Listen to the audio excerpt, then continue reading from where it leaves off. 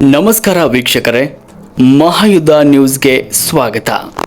ನಾನು ಮಂತ್ರಿ ಸ್ಥಾನದ ಆಕಾಂಕ್ಷಿಯಲ್ಲ, ನಾನು ಸಚಿವ ಸ್ಥಾನ ಕೇಳಿಲ್ಲ. ಅದಕ್ಕೂ ಮೀರಿ ಸಚಿವ ಸ್ಥಾನ ಸಿಕ್ಕರೆ ಜಿಲ್ಲೆಯ 3 ಜನ ಹಿರಿಯರ ನೇತೃತ್ವದಲ್ಲಿ ಸಚಿವ ಸ್ಥಾನ ದೊಡ್ಡ ಜವಾಬ್ದಾರಿಯನ್ನು ನಿಭಾಯಿಸ್ತೇನೆ.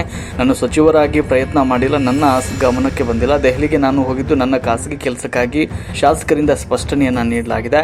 ಜಿಲ್ಲಾಸ್ಪತ್ರೆಯಲ್ಲಿನ ಕೋಟಿ ಹಗರಣದ ಬಗ್ಗೆ 1 ವಾರದ ಸಭೆ ನಡೆಸುತ್ತೇನೆ. ನಾನು ಸಚಿವ ಸ್ಥಾನಕ್ಕಾಗಿ ಯಾವುದೇ ಪ್ರಯತ್ನ ಮಾಡಿಲ್ಲ ಅಂತ ಶಾಸಕರು ತಿಳಿಸಿದ್ದಾರೆ. ಇನ್ನು ಕೋವಿಡ್ ಸಮಯದಲ್ಲಿ ಸರ್ಕಾರಿ ಆಸ್ಪತ್ರೆಯಲ್ಲಿ ನಡೆದಿರುವ 40 ಕೋಟಿ ಹಗರಣ ಹಾಗೂ ವೈದ್ಯರು ಗರ್ಭಿಣಿ ಮಹಿಳೆಯರಿಗೆ ಹೆರಿಗೆ ಮಾಡಿಸಲು 10,000 ಲಂಚ ಪಡೆಯುವ ವಿಚಾರಕ್ಕೆ ಸಭೆ ಕರೆದು ನಂತರ ವರದಿ ಪಡೆದು ತಪ್ಪು ಸಾಬೀತಾದರೆ ಅಂತವರ ವಿರುದ್ಧ ಕ್ರಮಕ್ಕೆ ಸರ್ಕಾರಕ್ಕೆ ಶಿಫಾರಸು ಬಯಸುತ್ತೇನೆ ಅಂತ ಹೇಳಿದ್ದಾರೆ. ಇನ್ನು ಸಭೆಯಲ್ಲಿ 10,000 ಲಂಚದ ಬಗ್ಗೆ ಬಯಲಿಗೆಳೆದ RMO ಡಾಕ್ಟರ್ ಪಾರ್ವತಿ ಅವರಿಗೆ ನಾನೇ ಖುದ್ದು ರಕ್ಷಣೆ ಕೊಡ್ತೇನೆ ಅಂತ ಹೇಳಿದರು. ವರದಿ ಹರೀಶ್, ಚಿತ್ರದುರ್ಗ.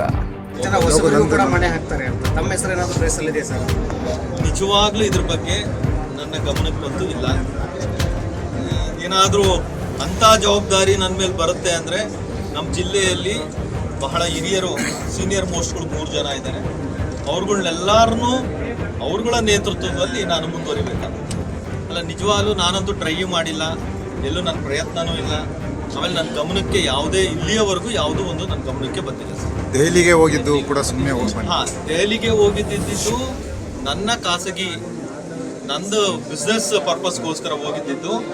ನಾನು ಅಲ್ಲಿದ್ದು ಬರೀ 1 ಅವರ್ ಏರೋ ಸಿಟಿಯಿಂದ ಮುಂದಕ್ಕೂ ಹೋಗಿಲ್ಲ. ಏರೋ ಸಿಟಿಯಲ್ಲೇ ಒಂದು ಮೀಟಿಂಗ್ ಇತ್ತು, ಮೀಟಿಂಗ್ ಮುಗಿಸ್ಕೊಂಡಿದ್ದೀನಿ, ನೆಕ್ಸ್ಟ್ ಫ್ಲೈಟ್ ಹತ್ತಿದ್ದೀನಿ. ನಾನು ಇಷ್ಟೇ ಮಾಡಿರೋವಂಥದ್ದು. 6 ಗಂಟೆಗೆ ಹಿಡಿದಿದ್ದೀನಿ, 9:30 10 ಗಂಟೆ ಫ್ಲೈಟ್ ರಿಟರ್ನ್ ಬರ್ಸಕ್ಕೆ ವೇಳೆ ಮಂತ್ರಿ ಸ್ಥಾನ ಕೊಟ್ಟರೆ ಅಲ್ಲ, ಜವಾಬ್ದಾರಿ ಕೊಟ್ಟರೆ ಬೇಡ ಅಂತ ಅನ್ನಲ್ಲ, ಬಟ್ ನಾನಂತೂ ಟ್ರೈ ಮಾಡಿಲ್ಲ.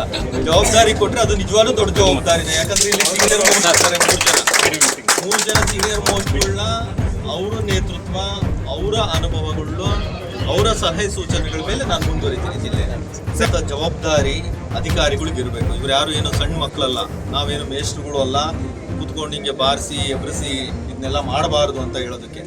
ಅವ್ರುಗಳಿಗೆ ಅವರ ಸ್ಥಾನದ ಮಹತ್ವ ಮತ್ತು ಈ ಸಭೆಯ ಮಹತ್ವ ಅವ್ರಿಗೆ ಅರಿವಿರಬೇಕು. ಅದನ್ನ ಪ್ರತಿ ಮೀಟಿಂಗಲ್ಲೂ ನಾವು ಕೂಡ ಅಬ್ಸರ್ವ್ ಮಾಡ್ತಾ ಇರ್ತೀವಿ, ಅದನ್ನ ಹೇಳ್ತಾ ಇರ್ತೀವಿ. ನಾವು ಎಷ್ಟೇ ಬಾರಿ ಹೇಳಿದ್ರು ಕೂಡ ಅವ್ರು ಮತ್ತೆ ಅದನ್ನು ಮಾಡ್ತಾನೇ ಇರ್ತಾರೆ. ಅಲ್ಲಿ ಎಲ್ಲರೂ ಮಾಡ್ತಾರೆ ಅಂತಲ್ಲ, ಅದರಲ್ಲಿ 1-2% ಜನ ಅವರು ಮಾಡ್ತಾನೆ ಇದ್ದಾರೆ. ಈಗ ಮುಂದುವರಿದ ಸಭೆಯಲ್ಲಿ ಅದನ್ನ ಮತ್ತೆ ಇನ್ಸ್ಟ್ರಕ್ಷನ್ ಕೊಡುವಂಥದ್ದು. ಈಗ ಡಾಕ್ಟರ್ಗಳ ಬಗ್ಗೆ ಏನು ಆರೋಪ ಈಗ KDP ಸಭೆಯಲ್ಲಿ ಬಂದಿದೆ, ಇದನ್ನ ನಾನು ಮುಂದಿನ ದಿನಗಳಲ್ಲಿ ಅಂದರೆ ನೆಕ್ಸ್ಟ್ ವೀಕ್, ಈಗ CM ಕಾರ್ಯಕ್ರಮ ಮುಗಿದ ನಂತರ ನಾನು ಜಿಲ್ಲಾ ಆಸ್ಪತ್ರೆಯಲ್ಲಿನೇ ಒಂದು ಮೀಟಿಂಗ್ ಕಾಲ್ ಮಾಡ್ತೀನಿ. ಆ ಮೀಟಿಂಗಲ್ಲಿ ಇದರ ಸತ್ಯಾಸತ್ಯತೆಗಳನ್ನ ಪರಿಶೀಲನೆ ಮಾಡೋದ್ರ ಜೊತೆಗೆ ಅವ್ರಿಗೆ ಕ್ಲಿಯರ್ ಇನ್ಸ್ಟ್ರಕ್ಷನ್ಸ್ ಕೊಡುವಂಥದ್ರ ಜೊತೆಗೆ ಆ ವರದಿಯನ್ನು ಕೂಡ ಸಂಬಂಧಪಟ್ಟ ಸಚಿವರಿಗೆ ತಲುಪಿಸುವಂತ ವ್ಯವಸ್ಥೆ ಮಾಡ್ತೇನೆ. ಡಾಕ್ಟರ್ ಪಾರ್ವತಿ ಅವರಿಗೆ ಪ್ರೊಟೆಕ್ಷನ್ ಡಾಕ್ಟರ್ ಪಾರ್ವತಿ ಮೇಡಮ್ ಅವರು ಬಹಳ ಪ್ರಾಮಾಣಿಕವಾಗಿ ಏನೇನು ನಡೀತಿದೆ ಅನ್ನುವಂಥದ್ದನ್ನ ಓಪನ್ ಆಗಿ ನಮ್ಮ ಸಭೆಯಲ್ಲಿ ಚರ್ಚೆ ಮಾಡಿರುವಂಥದ್ದಾಗಿದೆ. ಅವ್ರ ವಿಷಯ ತಿಳಿಸಿದ್ದಾರೆ. ಅವ್ರಿಗೂ ಕೂಡ ಮತ್ತೊಮ್ಮೆ ಪರ್ಸನಲ್ ಆಗಿ ಅವರು ಲಿಖಿತವಾಗಿ ತಾವೆಲ್ಲವನ್ನು ಕೊಡ್ರಿ ಅಂತ ನಾನು ಹೇಳಿರೋದಾಗಿದೆ. ಅವರು ಲಿಖಿತವಾಗಿ ಕೊಡ್ತಾರೆ. ಜೊತೆಗೆ ನಾನು ಪರ್ಸನಲ್ ಆಗಿ ಅವ್ರನ್ನ ಮತ್ತೊಮ್ಮೆ ಭೇಟಿ ಮಾಡಿ ಮಾತಾಡುವಂಥದ್ದು ಆಗತ್ತೆ. ಅವರಿಗೆ ರಕ್ಷಣೆ ಅಂತ ಕೊಡೋ ಜವಾಬ್ದಾರಿ ನಂದು ಅಂತ ನಾನು ಓಪನ್ ಸಭೆಯಲ್ಲಿ ಹೇಳಿದ್ದೇನೆ.